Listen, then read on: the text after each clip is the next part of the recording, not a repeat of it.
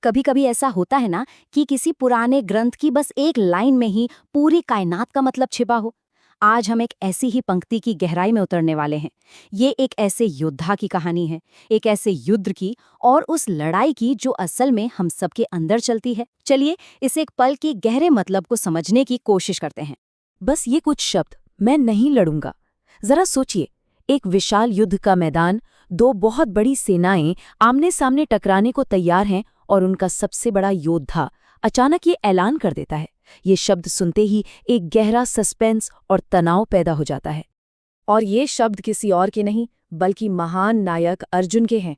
भगवद गीता के इस खास श्लोक में ये पल दर्ज है और यही वो एक पल है जहां से एक ऐसे गहरे फिलोसॉफिकल डायलॉग की शुरुआत होती है जो आज भी हजारों साल बाद भी उतनी ही रेलेवेंट है। तो ये समझने के लिए कि अर्जुन का लड़ने से मना करना इतना शॉकिंग क्यों था, हमें पहले ये समझना होगा कि आखिर अर्जुन थे कौन। ग्रंथ उन्हें एक बहुत ही खास उपाधि देता है जो उनके कैरेक्टर की गहराई को दिखाती है। उन्हें गुडाकेश कहा जाता था। अब इसका मतलब क्या है? इसका मतलब है वो इंसान जिसने नींद पर विजय पाली हो। ये सिर्फ एक नाम नहीं है, ये उनके सेल्फ कंट्रोल और इच्छा शक्ति यानी विल पावर के उस लेवल को दिखाता है जो ऑलमोस्ट सुपर ह्यूमन है। सोचिए जरा, ये उपाधि कितने जबरदस्त डिसिप्लिन की निशानी है। नींद एक बायोलॉजिकल नीड है, एक ऐसी जरूरत जिसे कोई टाल नहीं सकता। और ये सोचना कि किसी ने सिर्फ अपनी इच्छा शक्ति के दम पर उसे भी जीत लिया हो, ये अर्जुन की महानता को एक बिल्कुल ही अलग लेवल पर ले जाता है। और ये तुलना देखिए, बात बिल्कुल साफ हो जाती है। एक तरफ है नींद, जो हम सभी के लिए एक नेचुरल बायोलॉजिकल ज़रूरत है, और दूसरी तरफ है अर्जुन का उसे जीत लेना, जो अपने मन और शरीर पर अल्टीमेट कंट्रोल का सबूत है। इससे उनके असाधारण पराक्रम की बात और भी पुख्ता हो जाती। तो यहीं पर कहानी में एक बड़ा विरोधाभास, एक पैराडॉक्स सामने आता है। हमारे पास एक ऐसा योद्धा है जिसने प्रकृति के सबसे बुनियादी नियम को भी जीत लिया है, लेकिन जैसा कि हम देखेंगे अब वो अचानक बिल्कुल लाचार हो गया है। तो सवाल उठता है ना, कि जो इंसान नींद जैसी नेचुरल पावर को कंट्रोल कर सकता है, उसे युद्ध के मैदान में कौन सी चीज रोक सकती है?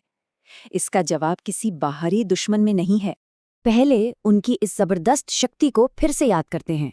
गुडाकेश, वो जिसने नींद पर विजय प्राप्त की, ये उनकी पहचान है, ये उनकी ताकत है। और फिर अचानक ये ग्रंथ हमें बताता है कि वो किसी और से नहीं बल्कि अपने ही मोह, भय और शोक से हार गए थे। इस स्लाइड और पिछली स्लाइड के बीच का जो फर्क है वही इस कहानी का दिल है। उनकी सबसे बड़ी ताकत उनके अपने ही मन के अंदर उठे तूफान के सामने फीकी पड़ गई। तो ये है सबसे जरूरी बात, उनके असली दुश्मन वो नहीं थे जो मैदान में उनके सामने खड़े थे। उनके असली दुश्मन तो उनके अंदर थे। मोह यानी अपने ही लोगों से लड़ने का डर, और उस लड़ाई से होने वाले विनाश का गहरा शोक। ये भावनाएं किसी भी बाहरी सेना से कहीं ज्यादा शक्तिशाली साबित हो। अर्जुन का ये संघर्ष सिर्फ उनका नहीं है, ये हमें एक बहुत बड़े सार्वभौमिक सत्य की ओर ले जाता है, और वो है भीतर की लड़ाई। इसका संदेश बिल्कुल साफ है, हम में से सबसे मजबूत इंसान को भी अंदर का संघर्ष पूरी तरह से लाचार बना सकता है। बाहरी दुनिया को जीतना एक बात है, लेकिन अपने मन के अंदर की उथल-पुथल को शांत करना एक बिल्कुल अलग और अक्सर ज्यादा मुश्किल चुनौती है। इसलिए जब अर्जुन अपने हथियार डालते हैं तो वो उनकी कमजोरी का पल नहीं है, बल्कि वो एक गहरी आत्म जागरूकता का पल है। ये वो पल है जब उन्हें एहसास होता है कि बाहरी दुनिया जीतने के बाद भी एक और युद्ध अभी लड़ना बाकी है, और वो युद्ध उनके अपने अंदर है। और ये हमें इस आखिरी सोचने पर मजबूर कर देने वाले सवाल पर छोड़ देता है। अर्जुन की कहानी हमसे पूछती है, आखिर बड़ी लड़ाई कौन सी है? वो जो मैदान पर लड़ी जाती है या वो जो किसी के मन के भीतर लड़ी जाती है? शायद असली जीत इसी सवाल के जवाब में छिपी है।